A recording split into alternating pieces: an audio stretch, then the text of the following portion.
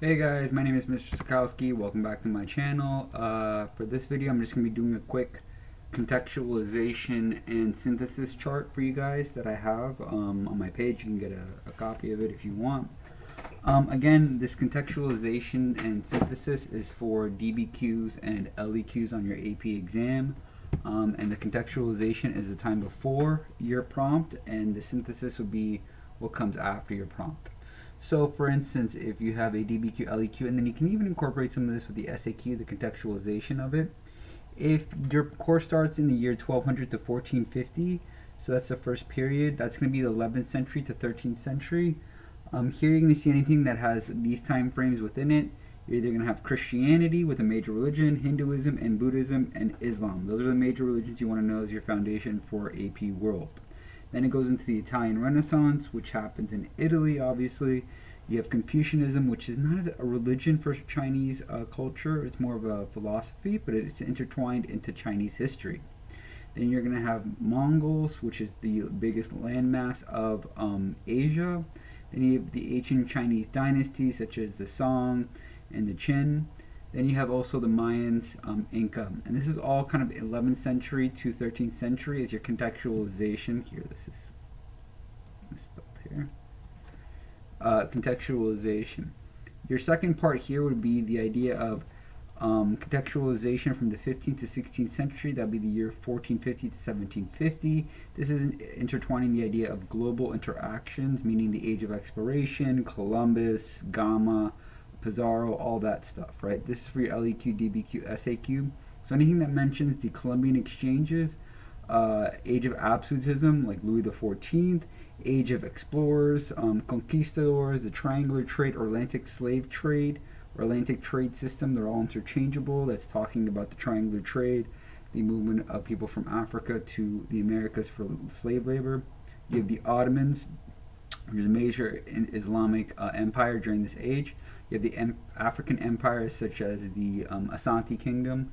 You have the Protestant and Catholic Reformations. So for this one, if you had this, for instance, as your LEQ or DBQ topic, or even SAQ, you can use these things before as a contextualization for your DBQ, LEQ on this matter. So for instance, if you had here the Catholic and Protestant Reformations as one of your topic areas, then you can use the beginning, the starting of Christianity as a contextualization for that.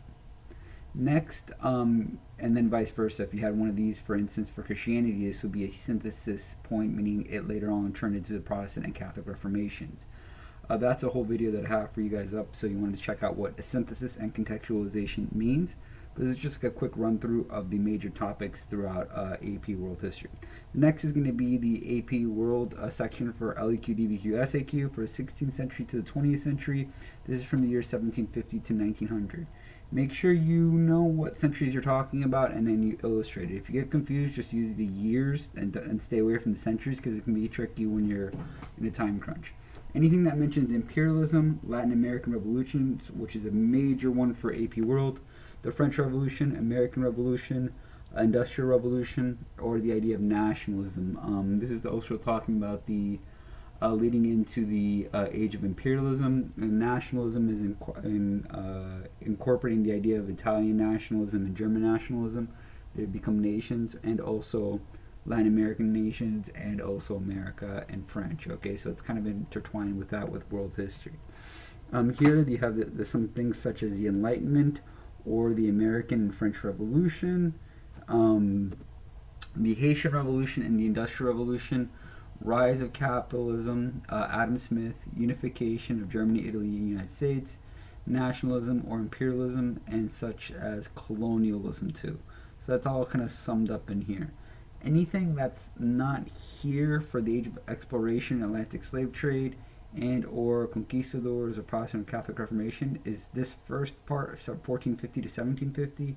Anything that's not this period of time is going to be from the 1750 to 1900, and that's going to be the 16th century to 20th century. Why do I really stress these two for you guys for AP World? Is because this is pretty much the bread and butter of your AP course and AP exam. They sample most of their actual themes and questions from these. So if you don't know what these are, this is like the ones that you really want to cram hard on. and then kind of touch up on the other ones going before.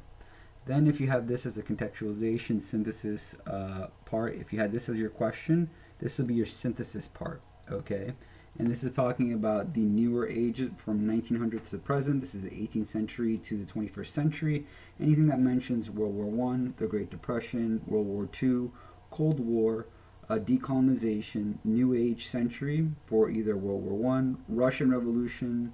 If you have World War I, remember Maine. If you have World War II, remember Face. I have those things there to help out my students. If you have the Cold War, you know how to pin it, which is the proxy wars, ideologies, nuclear weapons. This would be a good synthesis point. If you had the idea of if you had the idea of, let's say, the French or American revolutions, you can use these things as the things coming up later. For instance, Maine, MAI, I stands for imperialism. This is imperialism here. N is for nationalism here. So this would be your contextualization, or maybe your DBQs on this, or LEQ. And then this would be a synthesis point, which you can add in at the end of your DBQ. It gives you the complexity point, but it also gives you an insurance for outside evidence for your writing. Okay? This is just a quick little snapshot of what your course looks like. If you don't know any of these topics, these are the major themes that you want to know going forward, and good luck.